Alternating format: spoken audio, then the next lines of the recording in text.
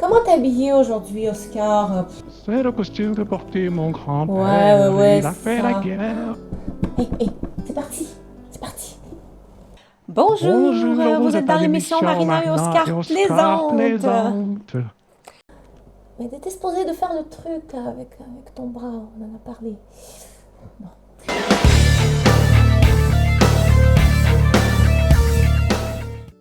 Bonjour à tous, vous êtes en train de visionner le premier épisode de la fameuse série Marina et Oscar plaisante. Et je compte sur vous pour faire en sorte que ce ne soit pas le dernier épisode. Ça fait des années que je vous parle du syndrome croisé supérieur. Vous savez, la posture quand on a la tête déplacée vers l'avant, les épaules roulées. Et je vous parle depuis longtemps de l'importance de faire attention à cette posture car elle peut être la cause des nombreuses douleurs et des nombreux symptômes assez désagréables. Mais parmi les chercheurs et les professionnels de la santé, tout n'est pas si noir et blanc que ça. En effet, il y a beaucoup de chercheurs et de professionnels de la santé qui disent qu'il y a définitivement un lien, à coup sûr, 100%, tandis que d'autres disent que non, il n'y a aucun lien, pas de lien du tout, et d'autres sont plutôt mitigés. Personnellement, je fais partie des professionnels qui croient qu'il y a un lien plutôt important entre la posture et nos douleurs. Or, aujourd'hui, je vais mettre mon expérience personnelle de côté et je vais me baser sur les études scientifiques les plus complètes pour vous présenter quand il s'agit en fait de la tête déplacée vers l'avant et des conséquences possibles reliées à cette mauvaise posture, où en sont les études scientifiques actuellement par rapport à ça. Alors, c'est parti avec la plus grande enquête du siècle, n'est-ce pas, Oscar? Tu as réussi à tout tourner à ton avantage.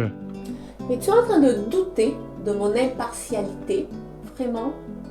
Ben écoute, je te laisse commencer la vidéo dans ce cas. Moi, je me mets à côté et je te laisse animer la suite. Pour présenter l'ampleur du dilemme face auquel font face les chercheurs et les professionnels de la santé, voici deux études, les deux faites en 2022 et 2023. Les résultats sont très différents.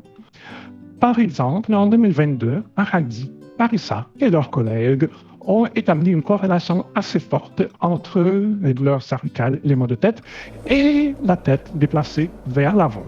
Ben, en fin du compte, Oscar, tu commences avec une étude qui est en ma faveur. Est-ce que tu le sais, ça? À toi de voir la suite. Laisse-moi voir ce que tu vois ici.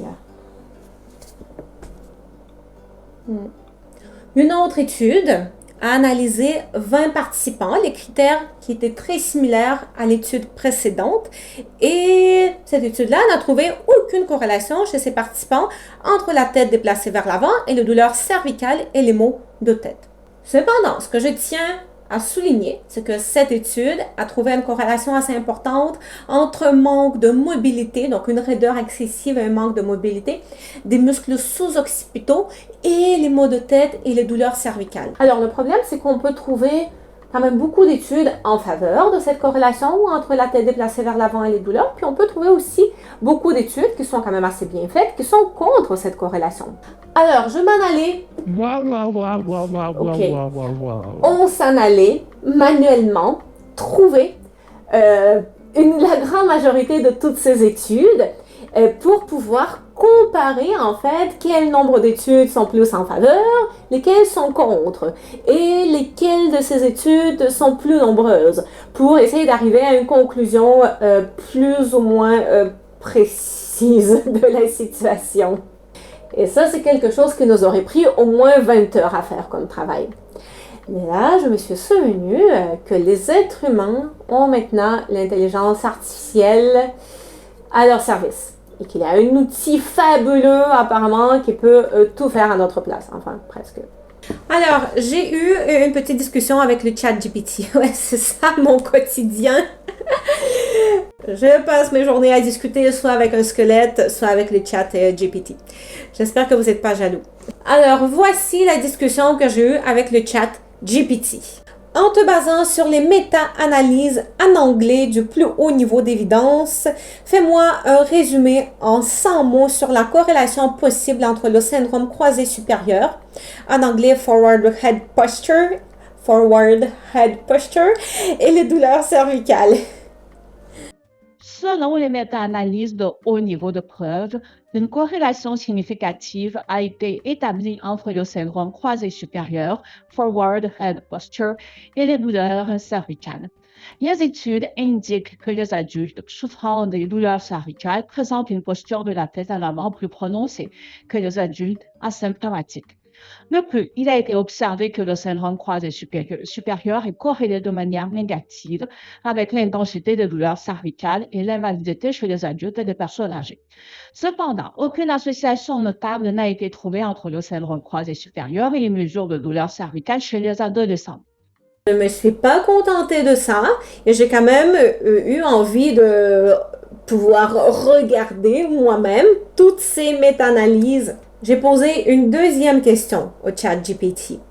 Sur toutes les études disponibles sur ce sujet dans toutes les langues depuis 1990, donne-moi le nombre d'études qui établissent une corrélation significative entre les douleurs cervicales et le syndrome croisé supérieur, versus le nombre d'études qui n'établissent aucune corrélation entre les douleurs cervicales et le syndrome croisé supérieur.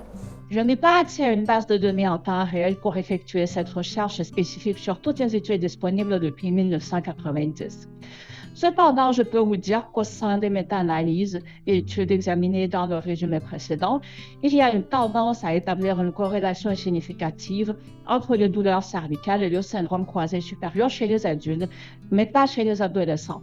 Pour obtenir le décompte exact que vous recherchez, je vous recommande de consulter des bases de données scientifiques spécifiques ou des revues systématiques sur le sujet. Alors, qu'est-ce qui en ressort de cette discussion avec le chat GPT? Donc, d'un, que manifestement, ChatGPT n'est pas si tout puissant que ça. Et de deux, qu'il semblerait qu'effectivement, il y a plus d'études qui prouvent qu'il y a une corrélation positive entre la tête déplacée vers l'avant et les douleurs cervicales, sauf chez les adolescents. Après cette discussion avec le chat GPT et avec Oscar, quelques précisions s'imposent toutefois. Donc, effectivement, selon cette étude-là, qui à son tour a recensé plusieurs études, plus on est avancé en âge, plus on risque d'avoir cette corrélation-là entre la tête déplacée vers l'avant et les douleurs cervicales. Par contre, chez les adolescents, il n'y a pas cette corrélation-là. Donc, les adolescents, ils ont beau passer leurs heures devant les écrans, devant leur téléphone, ils vont pas, en tout cas, ressentir les conséquences de cette posture-là directement. Par contre, selon moi, quand même, nos habitudes posturales qu'on a étant plus jeunes, donc quand on est adolescent, risquent de perdurer par la suite à travers l'âge. Donc, c'est comme une bombe à retardement, en fait. Dans le futur, dans plusieurs dizaines d'années, c'est quelque chose qui peut faire en sorte qu'on va en subir beaucoup de conséquences.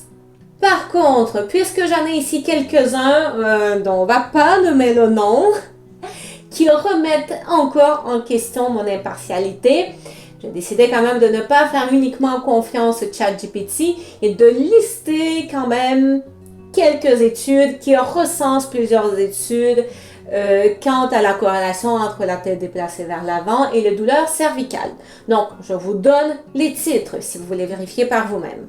L'étude 1, c'est justement l'étude qui arrive à la conclusion qu'il n'y a aucune corrélation chez les adolescents, mais chez les adultes, oui. Donc, l'étude numéro 2, c'est une revue des 7 études cliniques randomisées, donc un niveau de preuve assez élevé. Et selon cette étude et méta-analyse, les exercices thérapeutiques qui aident à diminuer l'angle de déplacement de la tête vers l'avant, c'est pas la traduction la plus précise, mais ça va aller pour cette vidéo. Donc, les exercices qui aident à diminuer la tête vers l'avant amèneraient à une diminution modérée des douleurs chez les patients avec des douleurs cervicales et le syndrome croisé supérieur.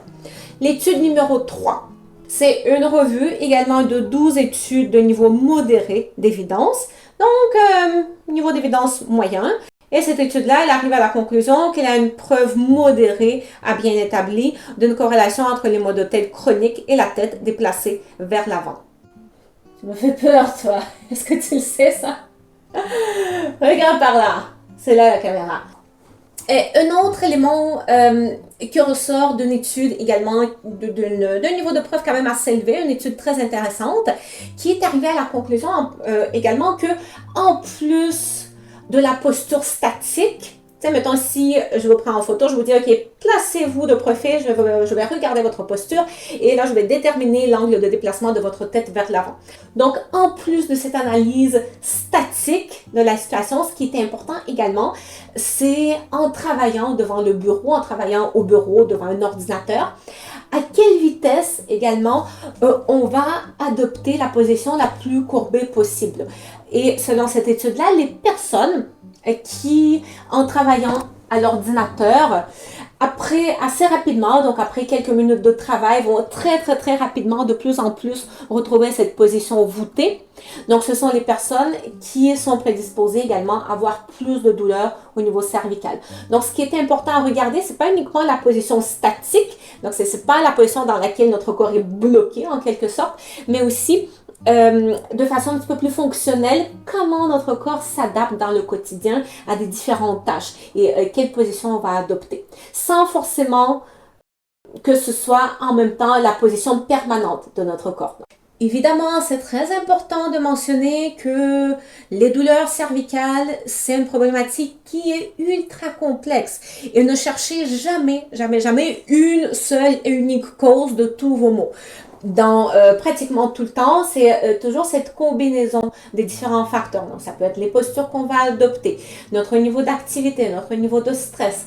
Ça peut être la morphologie, ça peut être certaines prédispositions génétiques, ça peut être notre alimentation. Il y a tout plein de facteurs qui jouent sur ça et dans tous les cas, ça va être la combinaison de plusieurs facteurs. Et donc, la meilleure des approches, c'est une approche, c'est pour remédier aux douleurs cervicales, c'est une approche qui va travailler un petit peu dans à tous les niveaux. Et honnêtement, selon mon expérience, ce qui est vraiment gagnant par rapport aux douleurs cervicales, c'est d'intégrer déjà le plus d'activité physique possible dans notre quotidien et pas forcément des exercices spécifiquement pour le coup. En effet, il y a beaucoup d'études aussi qui prouvent en fait le lien que tout simplement le fait de bouger notre corps, que ce soit aller marcher, que ce soit aller faire des exercices, je sais pas, qui vont faire travailler nos abdominaux, nos bras, juste faire des mouvements avec tout notre corps, faire bouger notre colonne. Juste ça, n'importe quel mouvement va avoir des effets positifs sur notre cou, en fait.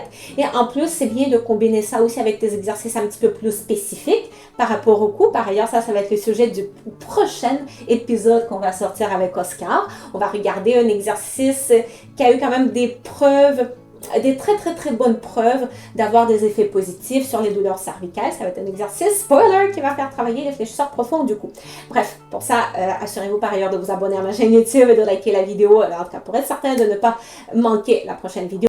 Mais là, j'ai pas encore fini sur ma phrase que j'étais en train de vous dire. Je suis en train de vous dire que l'essentiel, c'est vraiment la combinaison de faire bouger tout notre corps le plus possible en combinaison avec les exercices un petit peu plus spécifiques par rapport à notre cou et également les techniques de gestion du stress, des techniques de gestion de notre respiration. On veut s'assurer de ne pas trop respirer avec notre cou, s'assurer qu'on a une bonne utilisation du diaphragme à la respiration. Et également, on va combiner tout ça évidemment avec le travail postural. On va également faire attention à notre posture. Selon moi, c'est vraiment la stratégie gagnante. Et là, on ne vient pas de réinventer la roue avec tout ce que je viens de vous dire. Vous allez me dire, oui, Marina, ça fait parfaitement du sens, mais vous savez, souvent, la vérité est dans les choses qui font du sens. Okay?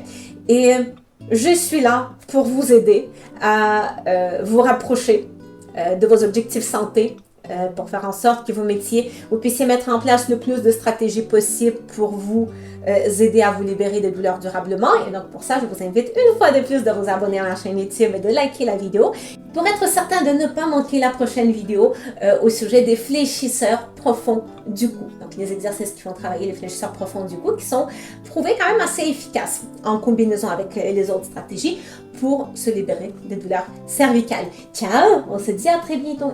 Il faut dire bye bye, Oscar. Bye bye!